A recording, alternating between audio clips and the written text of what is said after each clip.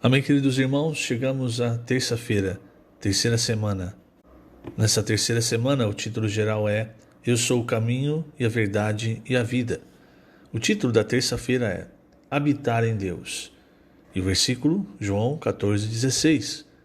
Eu rogarei ao Pai, e Ele vos dará outro Consolador, a fim de que esteja para sempre convosco. Senhor Jesus, obrigado por mais um dia, amado Senhor. Obrigado, pois Tu és o Espírito da realidade, o nosso Consolador. E para habitar para sempre conosco, o Senhor entregou a própria vida. Viveu nessa terra, aprendeu todo o sofrimento da humanidade na própria carne, se entregou por nós em uma morte terrível, uma morte de cruz, foi ressuscitado pelo Pai para estar conosco por todo o sempre. Ó Senhor Jesus, nós te agradecemos imensamente, eternamente. Nós nunca poderemos sequer chegar perto de pagar o teu amor. O Senhor nos entregou a si mesmo de graça. E hoje, dia após dia, o Senhor continua se entregando para nós, dispensando as suas riquezas, a sua pessoa, tudo o que tu és. O Senhor nos amou e nos amará até o fim. E isso enche o nosso coração de alegria. Queremos ser para o Senhor servos úteis, servos fiéis, servos que agradem o teu coração. Transforma-nos, Senhor, em tais servos. Esse é o desejo de nosso coração, é ver o Senhor feliz, ver que o Senhor se alegra do penoso fruto do seu trabalho, cada um de nós. Obrigado, Senhor, por tamanha graça, misericórdia e amor. Jesus é o nosso Senhor. Muito bem, queridos irmãos, o título desta terça-feira é Habitar em Deus.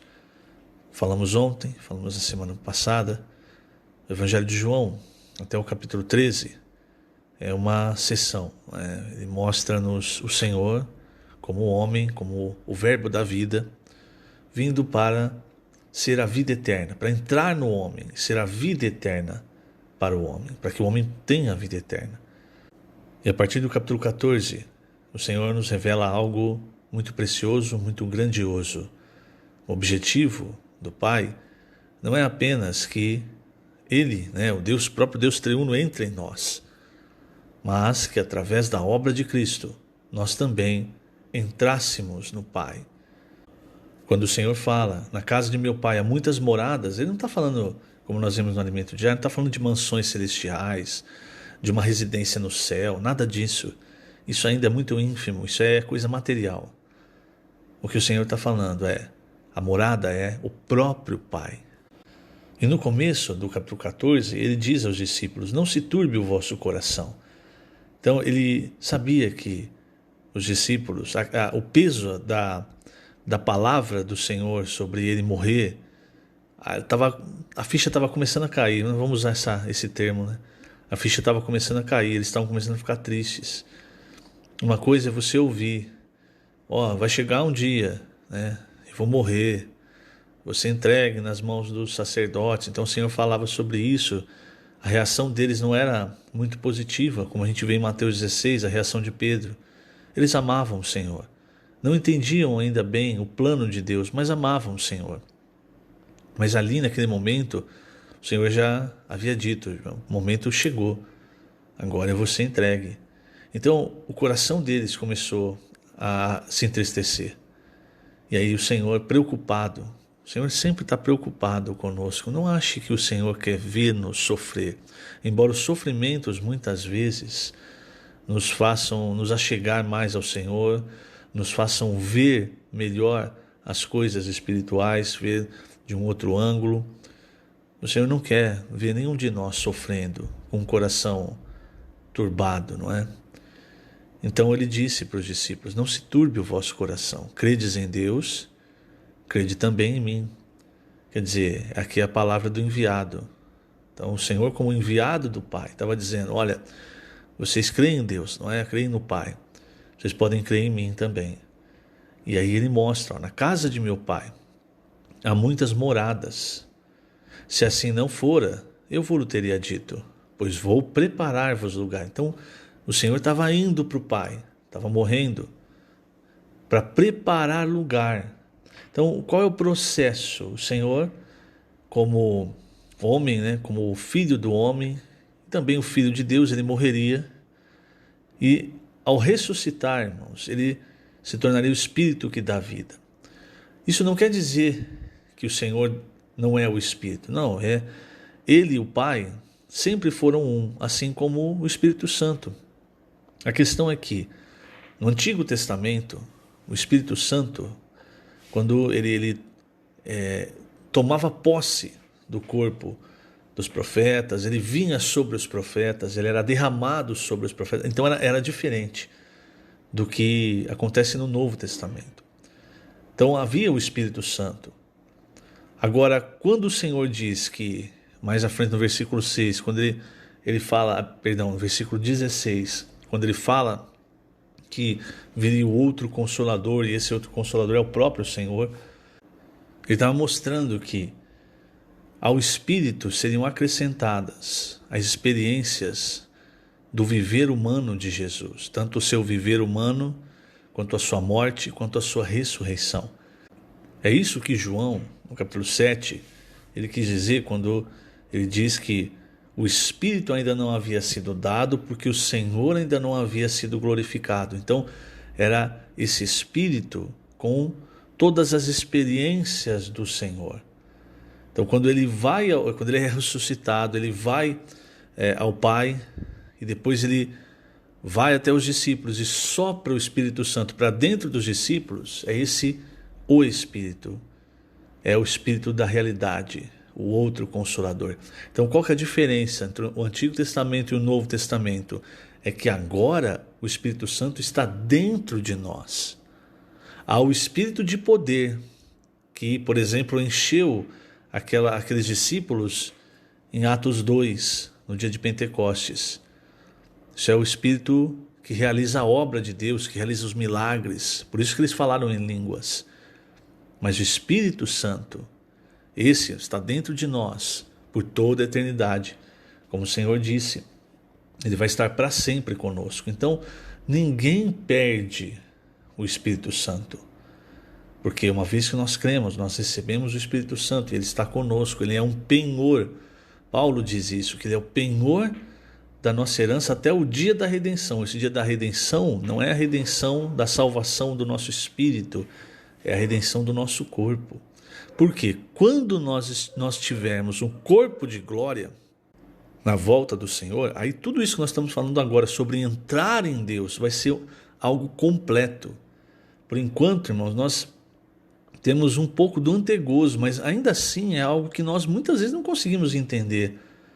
Mas quando o Senhor voltar, tudo vai ficar claro. Paulo ele fala isso em 1 Coríntios 13, ele diz que quando o que é perfeito chegar, hoje nós que enxergamos em parte, vamos deixar de enxergar em parte, vamos enxergar completamente, nós vamos mergulhar em Deus. Então, querido irmão, querida irmã, é isso que o Senhor começa a falar a partir do capítulo 14. Por isso ele diz, na casa de meu pai há muitas moradas e eu vou preparar lugar. Por quê? Porque apenas quando o Senhor voltou como Espírito e entrou em nós, e nós também entramos em Cristo, e o Novo Testamento nos mostra que nós estamos em Cristo e Cristo está no Pai, então nós fomos também colocados, nós também entramos no Pai. As muitas moradas, não é como nós vimos no começo, não é uma casa, uma residência celestial, é habitar no próprio Pai, é ser um com o Pai, assim como o Pai e o Filho eram um. Então esse processo termina quando o Senhor voltar. E hoje nós somos a habitação de Deus no Espírito, a casa de Deus. No Antigo Testamento era o templo. Então Davi teve o sentimento de construir, de edificar o templo, nós sabemos a história. Salomão foi o responsável pela edificação. Isso é uma grande figura, porque Salomão é um tipo de Cristo. Então, o que nós vemos é que Cristo é quem edifica a igreja. E hoje, irmãos, o Senhor tem edificado a igreja, casa de Deus, casa do Deus vivo. E nós somos os materiais, nós somos as pedras que vivem. Então, nós vamos entrando agora no capítulo 14, é importante você entender. O versículo 3, o Senhor disse: quando eu for e vos preparar lugar, eu voltarei e vos receberei para mim mesmo, para que onde eu estou estejais vós também. Então o que quer dizer? Onde o Senhor estava? O versículo 10 diz: não crês que eu estou no Pai e que o Pai está em mim? Então quando o Senhor Jesus diz: vos receberei para mim, para que onde eu estou estejais vós também, quer dizer, onde ele estava? Ele estava no Pai e o Pai estava nele. Então quando ele nos recebe para ele, ele também nos coloca para dentro do Pai. Isso é grandioso demais, irmãos. Então nós podemos desfrutar do Senhor, desfrutar do que Ele é, desfrutar de tudo que Ele tem, das suas riquezas. Nós estamos em Cristo e em Cristo somos mais que vencedores. E por fim, na volta do Senhor, quando essa obra terminar, nós vamos não só ter um antegozo, mas nós vamos ver claramente todas as coisas e sentir o que é de fato estar dentro de Deus, no Pai. Eu vou ler aqui na página 43, o último parágrafo. Na verdade, eu deveria ter lido antes. Esse trecho confirma isso que nós estamos dizendo. Veja só, página 43, último parágrafo, na verdade, parágrafo único. O Espírito ficou pronto quando Jesus ressuscitou e completou sua obra. Podemos entender bem esse processo pela composição do óleo da unção registrado em Êxodo 30. O Espírito de Deus já existia, mas a ele precisavam ser adicionados os elementos da vivência de Jesus. A encarnação, viver humano, sofrimentos, morte, ressurreição. Hoje o Espírito contém todos esses elementos. Nosso Senhor Jesus, mesmo como homem aqui na terra, sempre esteve no Pai e o Pai nele. Inicialmente não havia como levar seus discípulos a estar no Pai, onde ele estava. Depois que Jesus se tornou o Espírito e entrou nos discípulos, ele pôde levar os discípulos para onde ele está, no Pai. Esse é o Espírito que habita em nós, os que cremos. E todos os que o recebem como seu Senhor podem ter acesso ao Pai. Louvado seja Deus por Jesus Cristo, nosso Senhor. Então veja como isso é rico. E é o que o Senhor quer dizer. E veja também, irmãos, porque explicando dessa forma parece simples, né? Mas muitos irmãos não entendem, então estão presos ainda nessa ideia de mansão celestial, de que vão morrer, aí vão para o céu, e ali vai ter rua de ouro, e vai ter... Não, irmãos. Tudo que é material, essa ideia é muito pequeno, perto da grandiosidade que é estar no Pai, que é a realidade do que o Senhor está falando em João 14. E durante essa semana vamos ver mais, vamos entrar mais nesse capítulo. Que o Senhor te abençoe grandemente nesse dia. Lembrando, estamos colocando essas gravações no canal do YouTube da Igreja em Ribeirão Preto. Jesus é o Senhor.